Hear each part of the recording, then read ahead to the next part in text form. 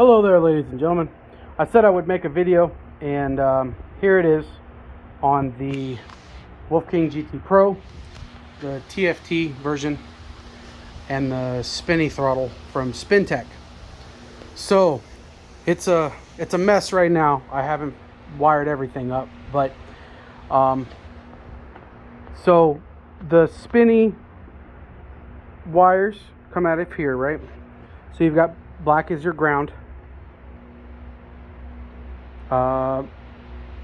purple to green is your sense, your variable voltage, aka your throttle, and red and white are your main power lines.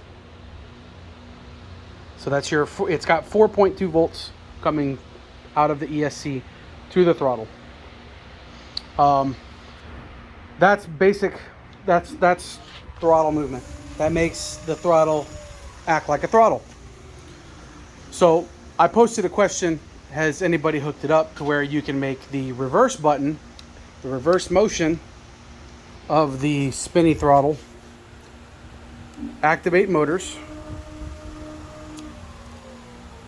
and then activate your regen braking? So the regen braking on these is activated by your brake wire here coming off of your brake levers. The arrow on the connector is for reference. This is the one coming out of the wire harness from the ESC. Your right side is your ground wire. Your left side is your power wire. Now, in order for this to activate the regen or the brake lights, I believe it's a normally closed switch. So there's always 4 volts going to it. And then when you activate the switch, it interrupts it and causes 0 volts, which triggers the brake light. So if you look here, everything's normal on the left side. It activates the brake symbol, which means there's 0 voltage going to the controller for the brake sensors, and it's activating brake regen if you've got it activated in the ESC. So those wires, you're going to take, like I said, this side is ground.